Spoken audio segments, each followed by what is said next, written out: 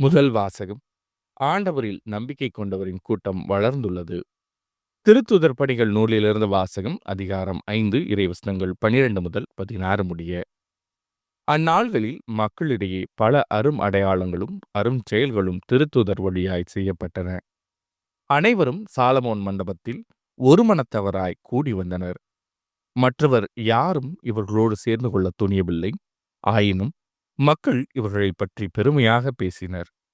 ஆண்டவரிடம் நம்பிக்கை கொண்ட திரளான ஆண்களும் பெண்களும் இவர்களோடு சேர்க்கப்பட்டார்கள். பேதுரு நடந்து செல்லும்போது அவர் நிழல் சிலர் மேலாவது படுமாறு மக்கள் உடல் நலமற்றோரை கட்டில்களிலும் படுக்கைகளிலும் கிடத்தி சுமந்து கொண்டு வந்து வீதிகளில் வைத்தார்கள்.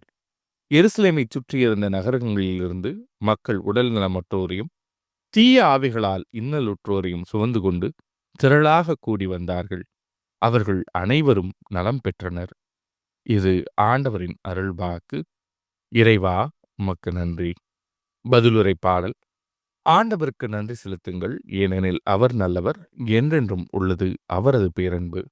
என்றென்றும் உள்ளது அவரது பேரன்பு என இஸ்ரேல் மக்கள் சாற்றுவார்களாக. என்றென்றும் உள்ளது அவரது பேரன்பு என ஆரோனின் குடும்பத்தார் சாற்றுவார்களாக. என்றென்றும் உள்ளது அவரது பேரன்பு என ஆண்டவருக்கு அஞ்சுவோர் அனைவரும் சாற்றுவார்களாக. ஆண்டவருக்கு நன்றி செலுத்துங்கள், ஏனெனில் அவர் நல்லவர். என்றென்றும் உள்ளது அவரது பேரன்பு. கட்டுவோர் புறக்கணித்த கல்லே கட்டடத்துக்கு மூளைக்கல்லாயிற்று. ஆண்டவரால் இது நிகழ்ந்துள்ளது. நம் கண்களுக்கு இது வியப்பாயிற்று. ஆண்டவர் தோற்றுவித்த வெற்றியினால் இதுவே என்று அக்களிப்போம், அகமகிழ்வோம். ஆண்டவருக்கு நன்றி செலுத்துங்கள், ஏனெனில் அவர் நல்லவர். என்றென்றும் உள்ளது அவரது பேரன்பு.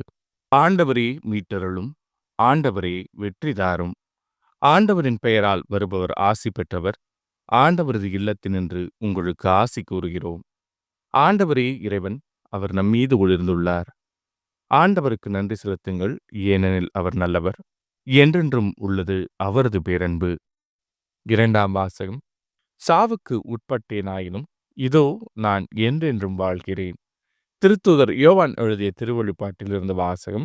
அதிகாரம் 1 இறைவசனங்கள் 9 முதல் 11 முடிய, 12 முதல் 13 முடிய மற்றும் 17 முதல் 19 முடிய.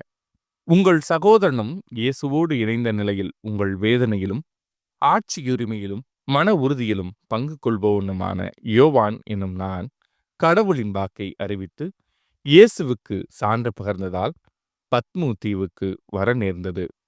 ஒரு ஞாயிற்றுக்கிழமையன்று தூய ஆவி என்னை ஆட்கொள்ளவே எனக்கு பின்னால் பெரும் குரல் ஒன்று எக்காலம் போல முழங்க கேட்டேன். நீ காண்பதை ஒரு சுருளேட்டில் எழுதி 7 இடங்களிலும் உள்ள திருச்சபைகளுக்கு அதை அனுப்பிவை என்று அக்குரல் கூறியது.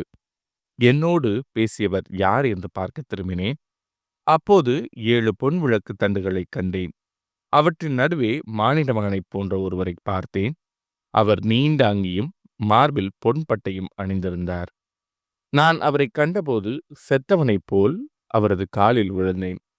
அவர் தமது வழக்கையை என் மீது வைத்துச் சொன்னது, அஞ்சாதே, முதலும் முடிவும் நானே, வாழ்பவரும் நானே. இறந்தேன், ஆயினும் இதோ என்றென்றும் வாழ்கின்றேன். சாவின் மீதும் பாதாளத்தின் மீதும் எனக்கு அதிகாரம் உண்டு.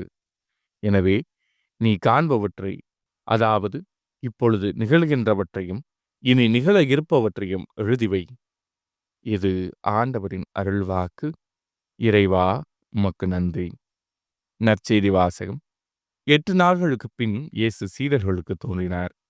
யோவான் எழுதிய தூய நற்செய்தியிலிருந்து வாசகம். அதிகாரம் 20 இறைவசனங்கள் 19 முதல் 31 முடிய. அன்று வாரத்தின் முதல் நாள். அது மாலை வேளை. யூதர்களுக்கு அஞ்சி சீடர்கள் தாங்கள் இருந்த இடத்தின் கதவுகளை மூடி வைத்திருந்தார்கள். அப்போது இயேசு அங்கு வந்து அவர்கள் நடுவில் நின்று, உங்களுக்கு அமைதி உரித்தாகுக என்று வாழ்த்தினார். இவ்வாறு சொல்லிய பின் அவர் தம் கைகளையும் விழாவையும் அவர்களிடம் காட்டினார். ஆண்டவரை கண்டதால் சீடர்கள் மகிழ்ச்சி கொண்டார்கள். இயேசு மீண்டும் அவர்களை நோக்கி, உங்களுக்கு அமைதி உரித்தாகுக. தந்தை என்னை அனுப்பியது போல நானும் உங்களை அனுப்புகிறேன் என்றார். இதை சொன்ன பின் அவர் அவர்கள் மேல் ஊதி, தூய ஆவியை பெற்றுக்கொள்ளுங்கள். எவருடைய பாவங்களை நீங்கள் மன்னிப்பீர்களோ அவை மன்னிக்கப்படும். எவருடைய பாவங்களை மன்னியாதிருப்பீர்களோ அவை மன்னிக்கப்படா என்றார். 12 ஒருவரான திதிம் என்னும் தோமா இயேசு வந்தபோது அவர்களோடு இல்லை. மற்ற சீடர்கள் அவரிடம், ஆண்டவரைக் கண்டோம் என்றார்கள். தோமா அவர்களிடம், அவருடைய கைகளில் ஆணிகளால் ஏற்பட்ட தழும்பை பார்த்து, அதில் என் விரலை விட்டு அவர் விழாவில் என் கையை இட்டாலன்றி நான் நம்ப மாட்டேன் என்றார். 8 நாட்களுக்கு பின் அவருடைய சீடர்கள் மீண்டும் உள்ளே கூடியிருந்தார்கள். அன்று தோமாவும் அவர்களோடு இருந்தார். கதவுகள் பூட்டப்பட்டிருந்தும் இயேசு உள்ளே வந்து அவர்கள் நடுவில் நின்று, உங்களுக்கு அமைதி உரித்தாக என்று வாழ்த்தினார்.